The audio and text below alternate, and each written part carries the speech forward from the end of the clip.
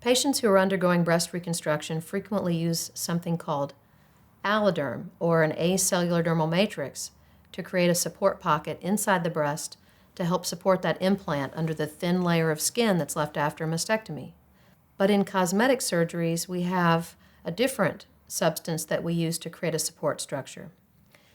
Strattice is a collagen matrix, which is derived from pig skin.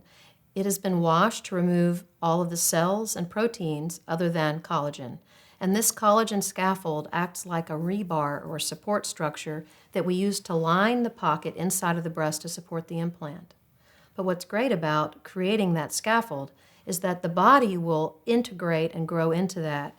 That collagen scaffold, in some cases, reduces the recurrence or creation of a capsule around the breast implant. Because anytime that there's a foreign device inside the breast, the body will create a wall of scar around it, whether it's a port or a knee replacement or a pacemaker. Anytime there's a foreign body inside of a person, the person's body will create a wall of scar around that. And when you have a breast implant inside of the breast, it's no different. Some patients develop a tight capsule around their breast implant, which causes them to have a visible or painful breast. And this tight capsule can be caused by various factors. Some of the factors that can increase the risk of scar contracture include bacterial contamination of the pocket, or a biofilm inside of the pocket, which is typically caused by skin bacteria contaminating that breast pocket, or an irritant in the pocket, such as glove powder or cotton powders or cotton fibers from the drapes, or other factors that are genetic and particular to the person in which they create thicker scars. But for various reasons, certain patients have a propensity to develop a tight scar pocket inside the breast. Occasionally, when a patient has a cosmetic breast implant, they develop a firm or tight pocket inside the breast. The first step when someone has a tight scar pocket inside the breast is to go in and release that capsule or remove the capsule entirely to soften the pocket. For some, that helps, but for others, we have to remove the entire scar pocket. This is called an in-block capsulectomy, which means a complete resection of the scar pocket, including the implant from the breast, treating it like it's a contaminated pocket.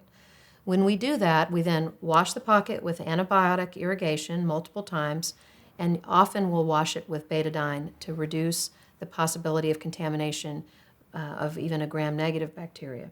So once we've sterilized the pocket and removed the entire implant and its scar pocket, we can then start reconstructing the cosmetic breast. For patients who've had problems with their prior breast implants, problems such as capsule formation, tightness in the breast, or deformation of the breast, we do an in-block capsulectomy, completely removing the capsule and the prior implant. We wash the pocket with antibiotic irrigation, in most cases with betadine as well, to completely sterilize the pocket. We place 2 new pairs of gloves, in some cases, new gowns, new drapes, in order to completely start with a fresh field. We then will create a new lining in that pocket with Strattice, placing that collagen scaffold into the breast, into the correct location to support that new implant, so that when we place the new implant in the pocket, the body grows into that Strattice, and it acts like a rebar type substance. When someone does a construction project and they pour a foundation, they place rebar. They pour concrete in, and the concrete solidifies around that support structure. And the combination of concrete and rebar creates a stronger construct than either one would have been alone. Similarly, placing Strattice inside the breast will create a foundation for your body to generate a scar pocket around that implant, supporting that implant, and reducing the risk of capsular contracture down the road. Other methods of reduction of capsular contracture include using a textured implant or converting the pocket for that implant to a different plane.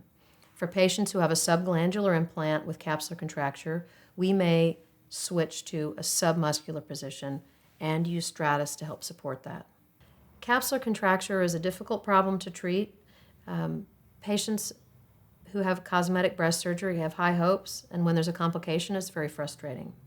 but by using evidence-based medical practices, including antibiotic irrigations, double gloves in the operating room, in-block reception of the capsule to completely remove the old contracted capsule and implant, and treating the patient postoperatively with Singulair for 3 months to reduce the recreation or reformation of a capsule, and finally the use of a Strattice mesh to help create support and to help reduce the risk of future capsule contracture, considering conversion to a subpectoral position and considering the use of a textured implant.